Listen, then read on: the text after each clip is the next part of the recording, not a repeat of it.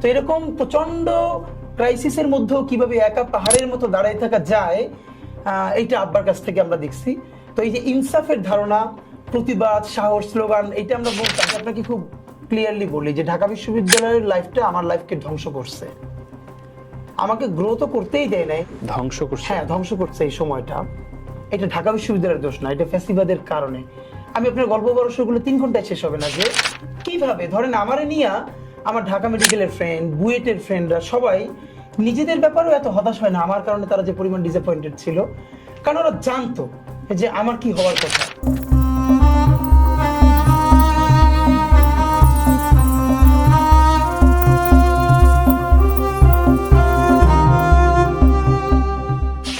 যে আব্বা প্রচন্ড সাহসী ছিলেন, অন্যায়ের বিরুদ্ধে প্রতিবাদে উনি মানে কাউকেই তোয়াক্কা করতেন না। জীবনের প্রচুর ঝুঁকি নিয়ে এরকম দেখা গেছে প্রতিবাদ করেছেন এবং শেষ দিন পর্যন্ত। এবং মাঝে মধ্যে আব্বাকে এরকম দেখছি কিছু কিছু স্টেপ নিতে গিয়া উনি একদম বন্ধুহীন হয়ে গেছে, একা দাঁড়ায় রয়েছে। তো এরকম প্রচন্ড ক্রাইসিসের মধ্যেও কিভাবে একা পাহাড়ের মতো দাঁড়িয়ে থাকা যায়, এইটা আব্বার কাছ থেকে আমরা দেখছি। তো এই যে ইনসাফের ধারণা, প্রতিবাদ, সাহস, স্লোগান, এটা আমরা বলতাম। যে আমি যে মাদ্রাসায় পড়ছি, প্রতি শেষের দিন সপ্তাহের একটা সাংস্কৃতিক অনুষ্ঠান হতো প্রতি ক্লাসে। তো আমি আমাদের ক্লাসের পরিচালক ছিলাম সাংস্কৃতিক অনুষ্ঠানের। এইটা হলো দুইটা ব্যাপার। একটা হলো আমি তো 1, 2, 3 এইটা আমার এলাকায় আব্বার মাদ্রাসায় পড়ছি। আচ্ছা, এরপরে আমি ঝালকাঠি এনএস কামিল মাদ্রাসা, যেটা আমার উপজেলার বাড়ি আর জেলা সদরে, ওটা ওখানে চলে গেছি। ওখানে একদম 10 বছর হোস্টেলে থেকে পড়েছি। তো ওইখানে যেটা হইছে যে সারা বাংলাদেশ থেকে যত স্কিল টিচার হায়ার করে নিয়ে যাওয়া হইতো, আমি এখনো অবাক হই। এটা অনেকে চিন্তা করতে পারেন। ওই আমলে আমাদেরকে মার্শাল আর্ট শেখানোর জন্য ব্ল্যাক বেল্ট প্রাপ্ত ওস্তাদ নিয়ে যাওয়া হইতো। মার্শাল আর্ট শেখানো? হ্যাঁ, আমাদের ফিজিক্যাল ফিটনেসের জন্য। এবং বাকি সব, এবং এই যে বক্তৃতাই হতো শুধু 3টা, যে উপস্থিত বক্তৃতা ইংলিশ, আরবি, বাংলা। আমি মানে হতো কি, আজকে আমার খুব মনে পড়তেছে, আজকে বলি। আমাদের ওখানে অনেক বার্ষিক যে সাংস্কৃতিক অনুষ্ঠানটা হতো, তো বক্তৃতা ধরেন বিষয়ভিত্তিক বাংলা, ইংরেজি, আরবি, এরপরে উপস্থিত বক্তৃতা, এই 4টা, কবিতা, রচনা, এইরকম দেখা গেছে 7-8টায় ফার্স্ট হইতাম আমি। তো সিস্টেম ছিল আপনি যদি 3টার বেশি ফার্স্ট হন তাহলে নাম ঘোষণা হবে, কিন্তু পুরস্কার পাবেন 3টা। এখন আমি দেখা গেছে আলহামদুলিল্লাহ প্রতিবার 7-8টায় ফার্স্ট হইতাম এরকম। তা আমার আব্বার কথাটা খুব মনে পড়ে। আব্বা আমারে একবার বললো কি, তুমি যে 3টে ফার্স্ট হও এর সাথে আর একটা ছাড়া আরগুলোর নাম দিও না। নাম দিও না। বলে তুমি নাম না দিলে ওই পুরস্কারটা তো আর কেউ পাবে। তুমি ঠিকই ফার্স্ট হবা, কিন্তু তুমি পুরস্কারটা নিতেও পারবে না, আরেকজন ও পাবে না। এর চেয়ে তুমি কইরো না। মানে এখন আমি উপস্থিত বক্তৃতা 3টাই দিতাম, আরবি, ইংলিশ, বাংলা, এই 3টাই দিতাম, অথবা সাথে কবিতা দিতাম। হওয়ারই কথাই কেন, ধরেন তারেক মাসুদ ভাইয়ের কথা যখন বললেন, মানে স্বাভাবিকভাবে ফিল্ম, এই ইন্ডাস্ট্রি, এটার সাথে তো মাদ্রাসার যে ভ্যালিউজ, এটা তো কানেক্ট করে না, খুব নরমালি কানেক্ট করে না, তাই না? আপনার যে সাংস্কৃতিক অনুষ্ঠানটা এটা।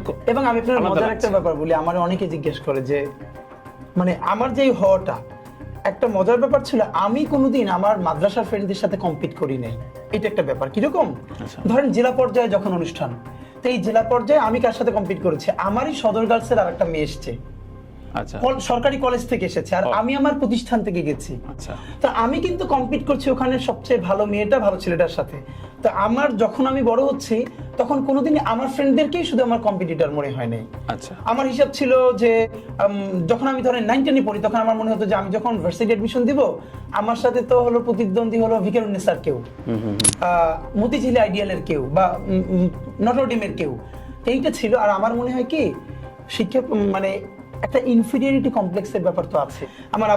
আমার খুব মনে আছে যে আমার আব্বাকে অনেকে বলতো যে আব্বা আমাদেরকে দিয়ে একটা মানে এক গ্লাস পানিও ঢালান না। তো আমরা যখন ভাই বোনরা একত্র হইতাম বছরে খুব কম, মানে সবাই হোস্টেলে থেকে পড়তাম আমরা, এক একজন এক এক হোস্টেলে। তো বছরে হয়তো 2-3 বার এরকম একত্র হইতাম। তো আব্বা যদি প্রচন্ড কোনো অসুস্থ থাকতো, এখন খুব খারাপ লাগে ফিল করে, আব্বা আমরা যখন ভাই বোন আড্ডা দিচ্ছি, এই আড্ডা যেন 1 মিনিট ব্যাহত না হয়, আব্বা বারবার নিজে যাইতেন বাইরে কিছু আনতে। এবং দূর থেকে তার জন্য এটা অসম্ভব আনন্দের ছিল যে তার বাচ্চারা বসে ঘন্টার পরে ঘন্টা গল্প করে, সবই পড়াশোনা কেন্দ্রিক গল্প। যেমন আমার বড় ভাইয়ের পিএইচডি থিসিস কদ্দূর গেল, আমার মেজো ভাইয়ের মাস্টার্সের থিসিস হচ্ছে কিনা, আমার ছোট বোন সে হোস্টেলে এখন তার পড়াশোনা কেমন খবর, আমার এই প্রতিযোগিতাটা কেমন হলো। মানে আমরা এখন, আমি বলি আমরা ভাই বোন এখনো বসে যা গল্প করি, এটা আমি সম্ভবত খুব কম ফ্যামিলিতে ভাই বোন বসে ঘন্টার পরে ঘন্টা গল্প করে, মানে মা ঘুমাইতে পারতো না রাত্রিরে, আমরা সবাই কিন্তু বড়, কিন্তু একদম ফজর পর্যন্ত আমাদের গল্প হয়ে যেত। আর আব্বা এটা ভীষণ এনজয় করতেন যে তার বাচ্চারা বসে মানে যত গল্প করতেছে যে পড়াশোনার কালচারাল গল্পটা চলবে। মানে আমি না মানে এখন অনেকে দেখে যে অনেকে প্যারেন্টসদের কাউন্সিলিং করায় যে বাচ্চাদের ক্যারিয়ার কাউন্সিলিং এর জন্য, কিছু জিনিস না মানে আমি অবাক হই যে আব্বার এই গ্রুমিং কোত্থেকে আসছে, সে তো আর এইসব ট্রেনিং নেয় নাই। কয়েকটা ব্যাপার আজকে মনে পড়ে। আমি যখন ঢাকা বিশ্ববিদ্যালয়ে ভর্তি হই, আমি বি ইউনিট থেকে পলিটিক্যাল সায়েন্স পেয়ে আমার দুটো সাবজেক্ট পড়বার ইচ্ছা ছিল, ল অথবা পলিটিক্যাল সায়েন্স, কিন্তু আমি মার্কেটিং এর চান্স পেয়ে যাই ডি ইউনিট থেকে। আচ্ছা আচ্ছা। এখন আমার সাথে অনেকেই এটা যে তুমি মার্কেটিং পাইছো তুমি কেন পলিটিক্যাল সায়েন্স পড়বা, তো আব্বাকে ফোন করে জিজ্ঞেস করার পরে সাথে সাথে বললো তোমার ভালো লাগে কোনটা, আমি বললাম আব্বা পলিটিক্যাল সায়েন্স, বলে তুমি আবার তাহলে জিজ্ঞেস করতেছো কেন কাউকে। এবং আজকে যে গল্পটা আমি আপনাকে বলি, এটা আমার ফ্রেন্ডরা সবাই জানতো যে ভার্সিটি এডমিশনের সময় আপনি সবাই জানেন যে এই সময় তো সবাই প্রচন্ড প্রেসারে থাকে, তো আমরা একটা ফ্ল্যাটে 6 বন্ধু একসাথে থাকতাম ভার্সিটি এডমিশনের সময়। তো তখন ফোন ইউজ করি না, আমার ফ্রেন্ডদের সাথে ফোন নিয়ে হয়তো বাড়িতে প্রতিদিন 5-10 মিনিট কথা বলতাম। তো আব্বা মানে ওদের বাড়ি থেকে সবাই যখন ফোন দিত, আব্বা মা বলতো একটু বেশি করে পড়, ভালো করে পড়, চান্স পাওয়া লাগবে। আব্বার প্রতি মায়ের সারা জীবন একটা অভিযোগ যে আব্বা আমাদের কোনোদিন পড়তে বলেন না, কোনোদিন। মানে আব্বার কথা হচ্ছে পড়তে পার বলতে হবে কেন, মানে পড়লে থামাই দিতে হবে। যেমন আব্বার নিয়ম ছিল আসর থেকে মাগরিব পড়া যাবে না, রাত্রি 10টার পরে পড়া যাবে না, শুধু পড়া যাবে না। তো আমি ইচ্ছা মতো দুষ্টামি করতাম, মানে আমি পড়লে অল্প টাইম পড়তাম, যে প্রচুর পড়তাম সেটা না, বাট যেটুকুন পড়তাম খুব ভালো করে পড়ার চেষ্টা করতাম। তো মা এরকম, তো ভার্সিটি এডমিশনের সময় যখন ফ্রেন্ডদের সাথে ঢাকায় থাকি, তো আব্বার সাথে হয়তো সপ্তাহে একবার কথা বলতাম, তো ওরা সবাই বলতো কি তুই লাউড স্পিকারে দে, মানে খুব মজা পাইতো ওরা আব্বার এই কথাটা শুনে। আব্বার দুটো কথা খুব কমন। প্রথম হচ্ছে যেই ওয়াক্তে ফোন দিতাম, ধরেন ইশার পরে সাধারণত প্রথম বলতো নামাজ পড়ছো, হ্যাঁ, খাইছো, হ্যাঁ।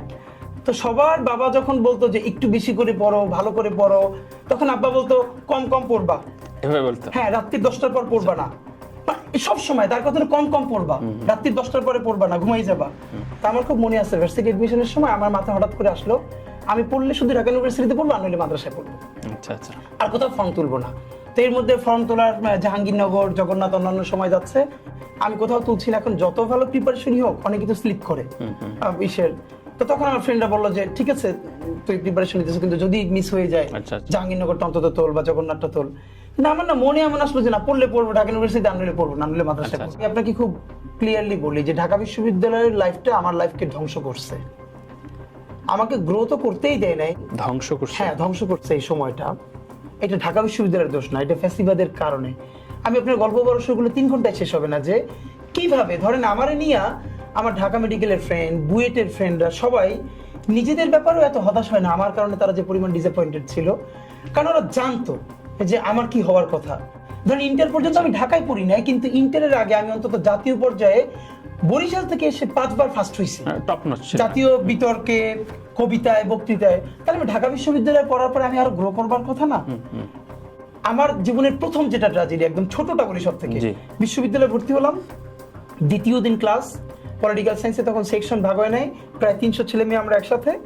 আমাদের একজন ফ্যাকাল্টি উনি বিভিন্ন প্রশ্ন করতেছে, তো আমাকে একটা জিজ্ঞেস করলো, আমি উঠে বললাম একটা শব্দের উচ্চারণ ইংলিশ, আমি শুদ্ধ করে বললাম।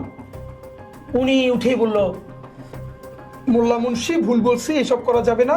উনি মানে আমার তখন আমি টুপি পরি, জামা পাজামা পরি, এবং এটা নিয়ে আমার কোনো দ্বিধা নাই। দেখেন এইটা আমি সোয়াব মনে করি না, আমি মনে করি কালচারাল আইডেন্টিটি। এটা মানে এর মানে আপনি প্যান্ট শার্ট পরে আছেন, টি শার্ট পরে আছে, এটা পাপ না। আর ওইটা পড়লে অনেক সোয়াব হবে, ব্যাপারটা এটা না, এটা কালচারাল আইডেন্টিটির ব্যাপার। তো একটু পরে আমার মনটা এত খারাপ হলো, আমার ব্যাগে অক্সফোর্ডের যে একটা প্রতিবাদও ছিল কিনা আপনার, এটাই বলি তো, অক্সফোর্ডের ইংলিশ টু ইংলিশ পকেট ডিকশনারিটা ছিল। আমি দ্রুত পকেট ডিকশনারিটা বের করে শব্দটা আবার বের করলাম এবং দেখলাম আমি যেটা বলেছি এক্স্যাক্টলি ফনেটিক ডেসক্রিপশন ওটাই লেখা। তখন আমি দাঁড়িয়ে বললাম এক্সকিউজ মি স্যার, মানে উনি আমাকে খুবই বাজেভাবে ট্রিট করেছিল, তো আমি লজ্জায় আমি ওনাকে দেখালাম। এরপরে সে ভয়াবহভাবে শুধু খেপলো না, আমার মাদ্রাসা থেকে এটা মাদ্রাসা বানাই ফেলছে, মুন্সি মৌলভী এইটা কোনো বলে আমাকে ক্লাসের মধ্যে বা সামনের বেঞ্চ থেকে তুলে সবার পিছনে পাঠাই দিবে আপনি ওইটা ধরিয়ে দেওয়ার জন্য। হ্যাঁ, আমি কেন এটা আবার ডিকশনারি খুলে দেখালাম, আমার এত বড় স্পর্ধা। এবং আপনি ভাবেন একটা ইউনিভার্সিটির ছেলের সেকেন্ড ক্লাস, এত ছেলে মেয়ে নতুন, আমি কাউকে চিনি না, আমাকে সবার সামনে তুলে দিয়ে বললো এবং বলে I will heal your life, কোনোদিন যেন আমার সামনের বেঞ্চে না দেখি।